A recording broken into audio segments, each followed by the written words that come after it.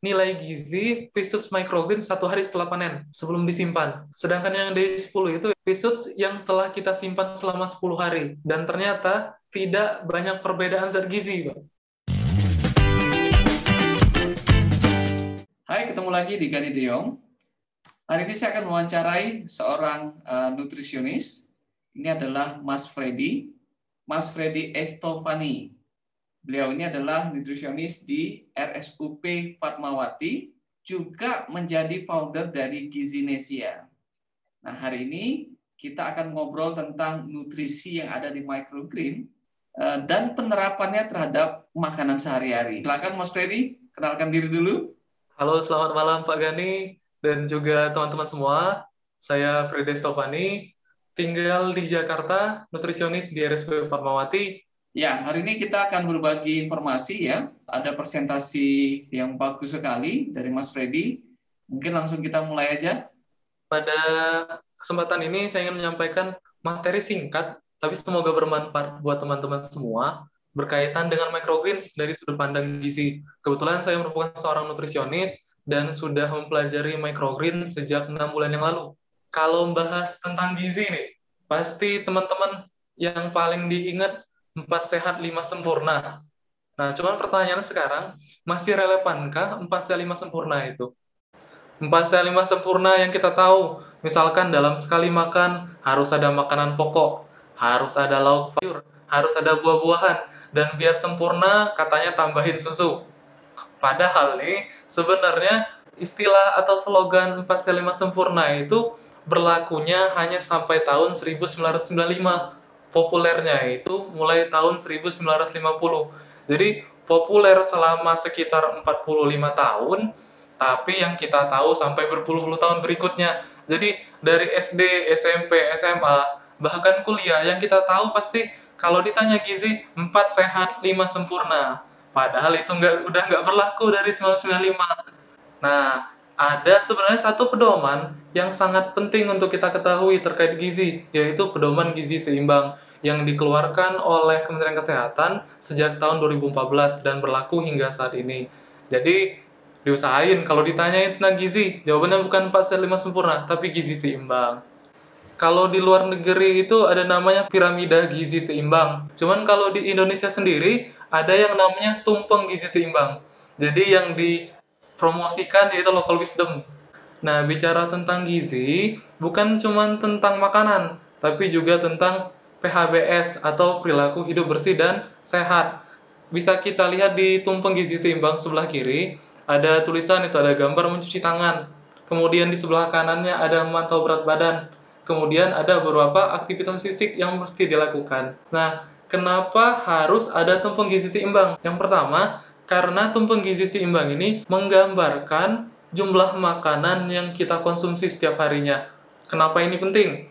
Karena ini juga berkaitan dengan konsumsi microgreen yang sedang digandrungi saat ini. Nah, jadi pada tumpeng gizi seimbang, pada tingkatan pertama, bisa kita lihat, yaitu makanan pokok. Itu untuk konsumsi hariannya 3-4 porsi sehari. Kemudian, pada tingkatan kedua, harus atau wajib dikonsumsi lebih sedikit dibandingkan makanan pokok, yaitu sayur dan buah. Sayur 3-4 porsi sehari, dan buah 2-3 porsi per hari.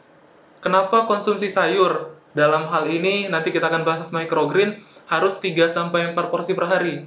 Sedangkan buah hanya 2-3 porsi per hari. Karena serat yang dibutuhkan tubuh, sumbernya itu lebih banyak terdapat pada sayur. Sedangkan kandungan pada buah, juga ada beberapa buah yang memang mengandung gula yang tinggi. Jadi, walaupun suka makan buah, nggak boleh juga tuh pagi, siang, sore, malam makan buah terus-menerus. Tapi harus ada batasan yang jelas tentang makan sayur, tentang makan buah.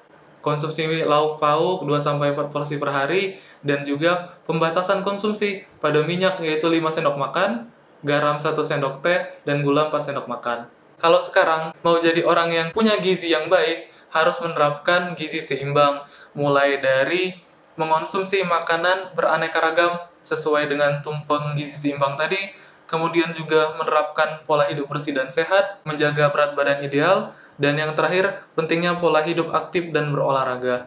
Jadi keempat prinsip ini emang nggak bisa dipisahin dari gizi seimbang. Begitupun microgreen. Kita ketika bicara tentang kesehatan, bukan cuma bicara tentang sayur, bukan cuma bicara tentang microgreen, tapi apa sih manfaat microgreen itu untuk melengkapi gizi masyarakat atau gizi kita secara umum. Jadi kita tahu nih, hidup sehat itu yang seimbang. Bukan hanya makan sayur, bukan hanya yang 4 sehat 5 sempurna ya. Pola hidup dengan hidup bersih, ya, olahraga itu ya. Nah, ini yang pengen saya sampaikan sebenarnya. Ini namanya isi piringku. Yang ngeluarin tetap dari Kementerian Kesehatan. Sering nih, sebagai nutrisionis saya sering ditanya nih, bagaimana pola makan yang benar? Pola makan yang benar itu saya cukup ngasih tahu satu piring ini aja nih. Yaitu menerapkan isi piringku, bukan lagi menerapkan 4 sehat 5 sempurna. Selain itu tetap harus diimbangi lagi dengan kebersihan, cuci tangan pakai sabun, minum air 8 gelas sehari, dan juga aktivitas fisik. Biar lebih jelasnya lagi terkait isi piringku. Kenapa isi piringku ini muncul dan menjadi suatu pedoman di Indonesia? Awalnya itu karena keprihatinan mungkin dari tenaga kesehatan, khususnya dari pemerhati kebijakan. Kalau dari hasil survei diketahui bahwa 95,5% orang Indonesia itu kurang konsumsi sayur dan buah. Padahal Indonesia kita udah tahu, negara yang kaya banget, kurang apa lagi. Mau cari sayur apa aja ada, mau cari kangkung jenis apa juga ada.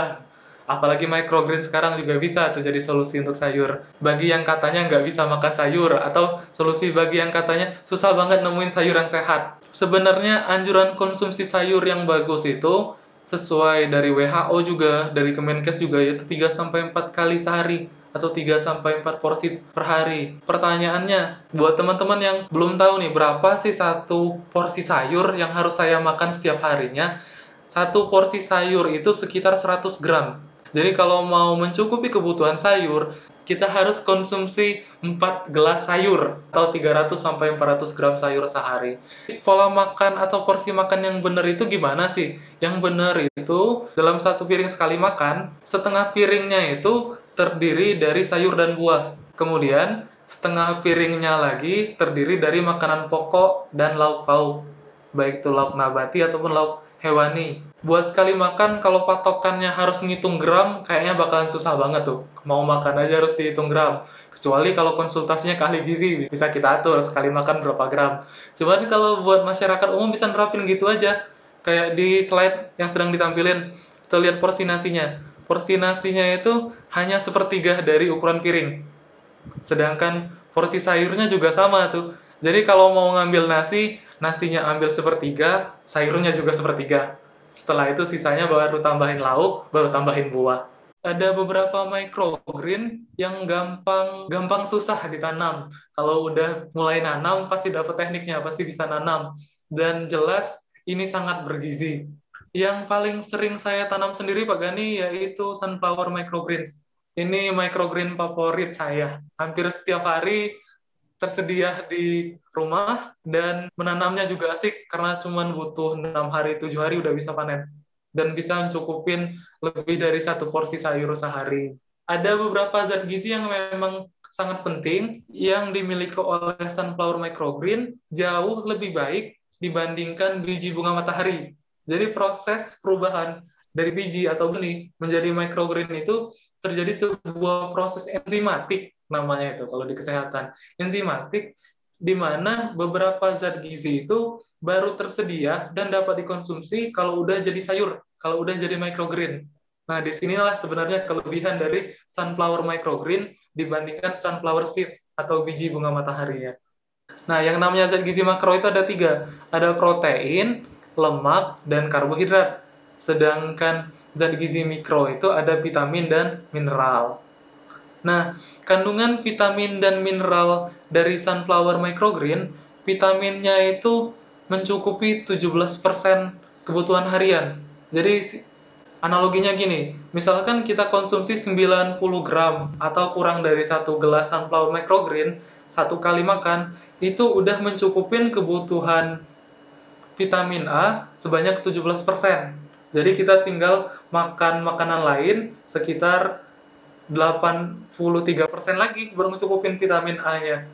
Bayangkan kalau kita konsumsi sunflower microgreen ini 3-4 kali sehari, 17 dikali 4, udah mencapai 60-70%. Hampir 80% kebutuhan vitamin A tercukupi hanya dengan konsumsi sunflower microgreen sebagai sayur. Nah, kemudian juga kita bahas dari sisi yang lain, dari vitamin C-nya. Satu kali konsumsi sunflower microgreen itu mencukupi kebutuhan vitamin C 15%. Berarti konsumsi 4 kali atau 4 porsi sunflower microgreen dalam sehari, itu udah mencukupi 100% kebutuhan vitamin C harian. Begitu juga dengan kalsium, tinggal dikaliin aja. Kalau seandainya masih bingung, tinggal tanya ke ahli gizi. Nanti kita bisa jelasin. Ya. Nah, kemudian yang paling menarik dari sunflower microgreen yaitu kandungan zat besinya. Hanya dengan konsumsi satu porsi aja itu udah bisa mencukupin 181% kebutuhan zat besi harian. Dan jelas kita tahu kalau zat besi, iron, itu sangat berpengaruh dalam pembentukan sel darah merah. Sehingga kalau ada orang yang anemia, kalau anemia itu kan harus konsumsi zat besi. Nah, sunflower microgreen bisa jadi solusi untuk meningkatkan kadar hemoglobin darahnya. Tadi ada yang lupa saya bahas, biasanya orang itu katanya takut darah tinggi, natrium tinggi katanya. Kalau konsumsi garam terlalu banyak, konsumsi zat natrium terlalu banyak, bakalan meningkatkan tekanan darah. Sedangkan dari nilai zat gizi sunflower microgreen, kandungan natriumnya itu hanya 10 mg atau hanya memenuhi 1% kebutuhan harian. Jadi termasuk makanan dengan natrium yang rendah. Sebenarnya semua sayur natriumnya rendah, cuman untuk sunflower microgreen hanya 1% kandungannya. Buat bisa jadi solusi untuk teman-teman yang punya tekanan darah tinggi. Bagus untuk mengonsumsi sunflower microgreen. Ini juga bisa dipadukan dengan diet khusus tekanan darah tinggi, yaitu DAS diet. Cuman ini mungkin di pekan berikutnya atau kesempatan berikutnya kita bahas. Nah, satu lagi yang paling saya senangi, karena ini bisa tumbuh berkali-kali. Jadi satu kali tanam bisa panen 2 kali atau 3 kali. Kalau saya gini, pola makannya, kalau Visit microgreen, jadi makan apa aja, oh nggak ada sayurnya nih, tinggal potong aja pisut, karena selalu tersedia juga di rumah. Jadi enak nih. Makan mie juga bisa pakai Visit microgreen. Rasanya juga enak. Mungkin kalau awal-awal makan nggak bakalan terbiasa, cuman pas udah setiap hari makan, bakalan kerasa kok enaknya makan sayur. Visit microgreen juga salah satu microgreen yang terkenal. Ada beberapa faktor yang menyebabkan pisut ini menjadi makanan yang favorit atau microgreen yang digemari. Pertama karena kandungan makronutrisinya, mikronutrisinya, dan juga kandungan antioksidannya seperti beta karoten dan juga flavonoid. Yang pertama kita bahas yaitu kandungan zat gizi makro. Protein dari pea shoots microgreen itu sekitar 4% dari 100 gram. Jadi dalam 100 gram pea shoots microgreen itu ada sekitar kurang lebih 4 gram protein. Karena kan yang namanya manusia itu butuh protein hewani, butuh protein nabati. Protein hewani itu kenapa sangat dibutuhkan? Karena dia bioavailabilitasnya tinggi, penyerapannya tinggi. Sedangkan protein nabati juga tetap dibutuhkan untuk mendukung kinerja tubuh. Nah, protein dari Pea-shoots microgreen ini sebesar 4 gram. Kemudian kandungan lemaknya sangat rendah, jelas ini karena sayur 0,3% atau 0,3 gram per 100 gram. Kemudian kandungan seratnya 2 gram, kandungan gulanya 1,2 gram. Masih sangat rendah. Dan energi atau kalorinya satu porsi atau 100 gram Pea-shoots microgreen sekitar 24,1 kalori. Nah, terkait dengan kalori, katanya kalau orang diet itu yang paling ditakutin adalah kalori. Karena nggak boleh makan ini, takut kalori tinggi. Makan microgreen tenang, kalorinya sangat rendah. Dan termasuk kategori sayur golongan B. Jadi ada 3 golongan sayur, Pak. Sayur golongan A, yaitu yang hampir nggak ada kalorinya, jadi nggak diperhitungkan kalorinya. Kemudian ada sayur golongan B, yang dalam 100 gramnya itu ada sekitar 25 kalori. Kemudian ada lagi sayur golongan C yang dalam 100 gramnya itu ada sekitar 50 kalori. Nah, rata-rata microgreen terutama yang ditampilkan saat ini sunflower dan juga pea shoots itu kalorinya sekitar 24 atau 25 kalori. Jadi masuk ke kategori sayuran tipe B yang konsumsi hariannya 300 sampai 400 gram. Kemudian kandungan mikronutriennya. Ini yang paling penting, kandungan vitamin dan mineralnya. Ada kandungan vitamin C atau ascorbic acid, kandungan tiamin B1, kandungan B2, B3, B5, B6 yang sering dijadiin suplemen. Nah, ini buat teman-teman yang pecinta suplemen, mungkin bisa ngelihat ke sini. Coba dilihat kandungan vitamin C-nya dari Visit Microgreen. Itu mencapai 153,94. Kebutuhan vitamin itu sebenarnya nggak nyampe 153. Hanya sekitar 100 sehari kebutuhan vitamin C. Nah, itu bisa didapatkan dari makanan. Kecuali dalam kondisi khusus, dalam kondisi sakit, dalam kondisi tubuh kurang fit, baru dibolehkan untuk konsumsi suplemen.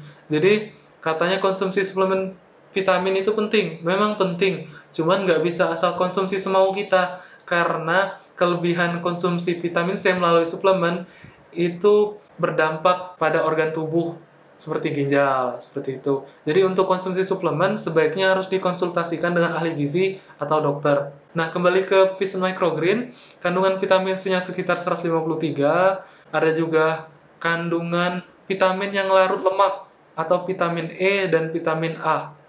Vitamin E-nya 2,65, vitamin A-nya 1,42. Itu ada vitamin yang water vitamin, ada yang fat soluble vitamin. Itu bedanya kalau yang water soluble vitamin itu vitamin yang larut air. Jadi kalau dimasak pada kondisi tertentu, misalkan 100 derajat Celcius, dia akan mengalami penurunan yang cepat. Makanya microgreen sebaiknya dikonsumsi dalam keadaan mentah atau semi raw. Jadi kandungan mineral pada Visit Microgreen, kaliumnya 315 mg, sodiumnya 5 mg, kalsium 57 mg, magnesium, kemudian ada fosfornya 96 mg, zat besi 1,47 mg. Ada kandungan mangan, kandungan zinc. Nah, zinc dan koper atau tembaga. Zinc dan koper ini sangat dibutuhin buat tubuh. Salah satunya buat reaksi enzimatik antioksidan. Saya surprise sekali.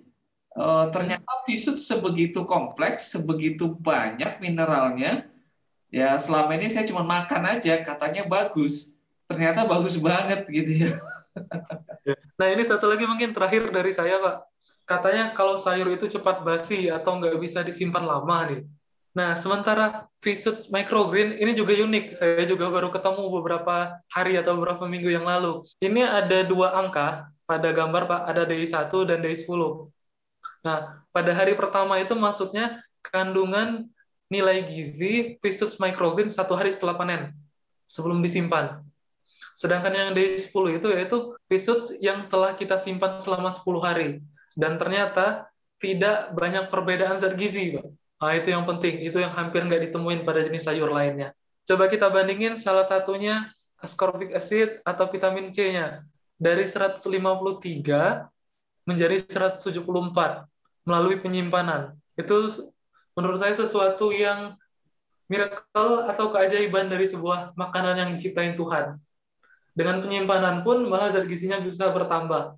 Konsumsi sayur itu sangat bagus, terutama microgreen dengan penyimpanan yang 10 hari pun nilai gizinya tetap terjaga selama metode penyimpanannya benar. Kandungan kalsium dari 57 menjadi 58. Jadi nggak terlalu ada perbedaan nilai gizi Visus microgreen dari hari ke-1, hari ke-10.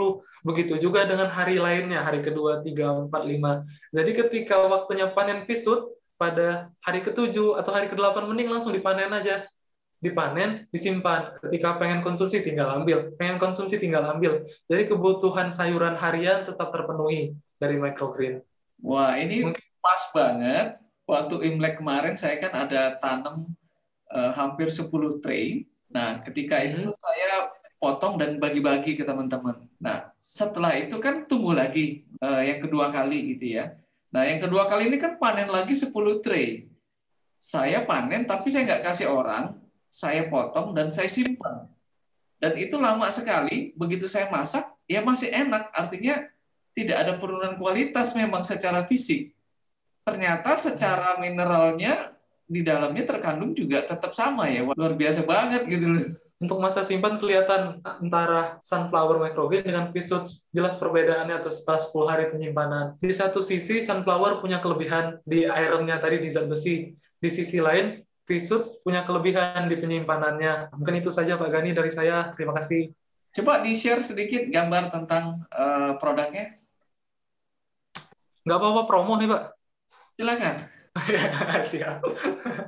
Nah, untuk teman-teman yang tertarik mengkonsumsi microgreen dengan alasan karena saat ini mungkin masih belajar menanam atau belum sempat menanam, kita mencoba menawarkan teman-teman untuk cobain dulu gimana rasanya microgreen. Kebetulan di website microgreenma.com ada page Gizinesia. Kita merupakan bagian dari website ini. Kita petani microgreen. Nah, beberapa microgreen yang kita tanam, seperti yang dijelaskan sebelumnya, ada sunflower microgreen, kemudian ada Fisuits, ada Mangbin.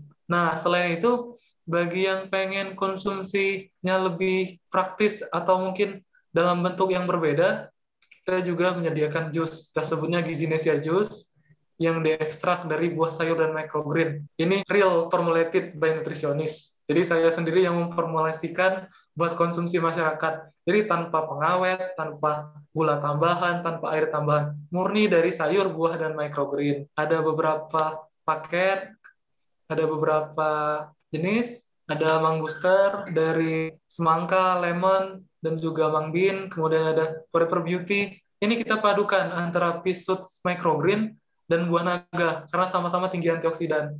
Di dragon fruit ini ada namanya antosianin, antioksidan yang sangat tinggi juga, yang bagus buat penyembuhan diabetes. Kemudian di Fisuits itu ada yang namanya beta-karoten dan juga flavonoid, antioksidan juga untuk kesehatan kulit, untuk mencegah penyakit jantung, dan juga untuk pencegahan penuaan dini, dan juga dari tomato, yang jelas kita udah tahu manfaatnya, kandungan vitamin yang sangat tinggi.